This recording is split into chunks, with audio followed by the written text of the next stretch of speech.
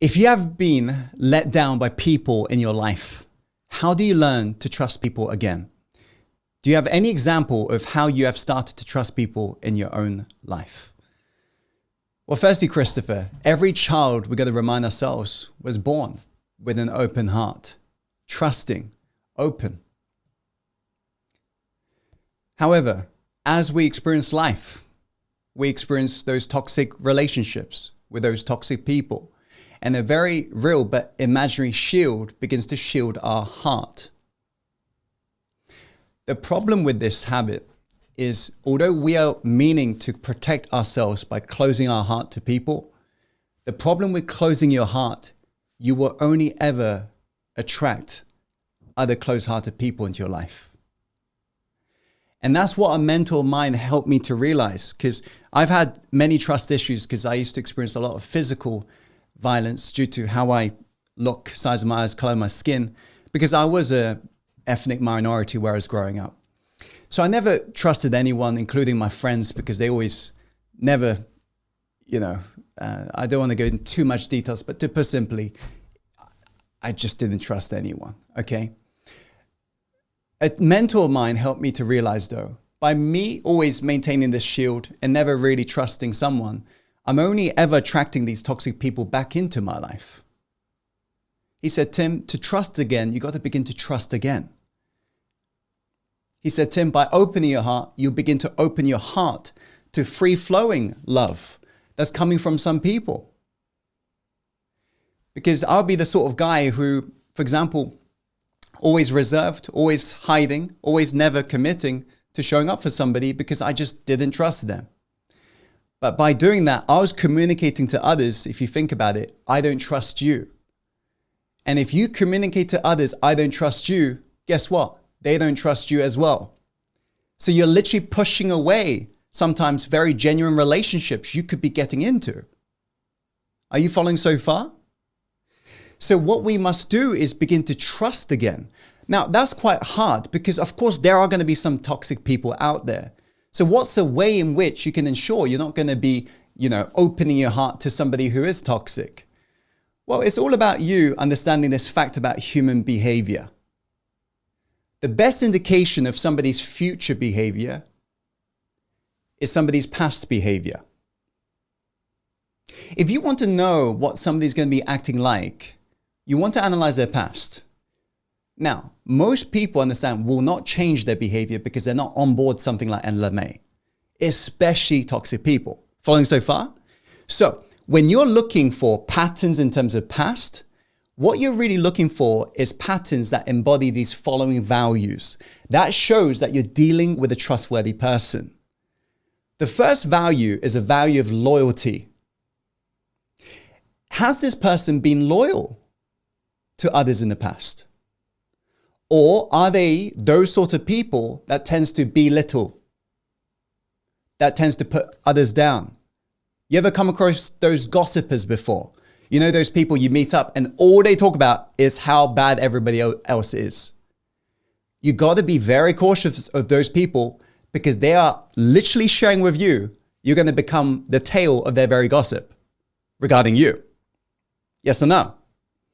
So although it's entertaining to hear stories of people, the fact is that person is showing that they are very insecure. Hence why they're taking pleasure from putting someone down. So be careful of gossipers, somebody who always talks negative about other people. They really aren't to be that warmly trusted. At the same time, be careful of those individuals who always can't apologize for their own mistakes. You will see this as a pattern amongst toxic people. They can't apologize, right? They'll say something on the lines of, I'm sorry, but, and then push the blame back on you. Yes or no? When somebody can't fully apologize for their mistakes, it's showing you that they don't trust you. That's why they don't want to be vulnerable. They are guarded. That is showing them and you, they're not somebody who's very loyal, okay? The next pattern you're really looking for is a pattern of consistency. This is quite an important pattern. Does this person do what they said they're going to do? Or do you arrange meetups and like, for example, don't never show up?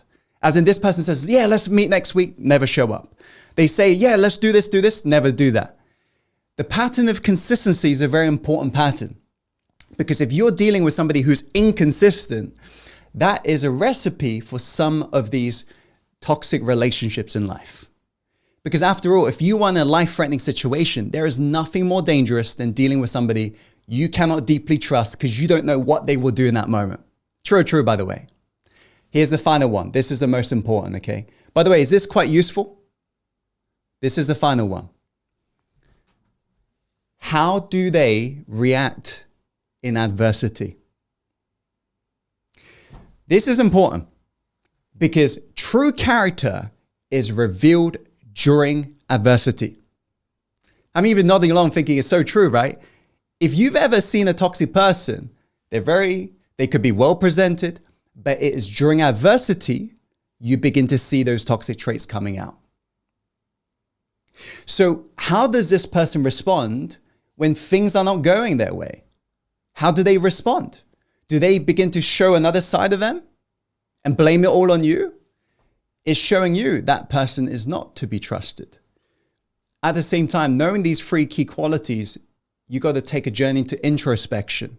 Make sure you are not repeating these, because it's easy to gossip, right? It's easy to talk negative. It's also easy to be inconsistent.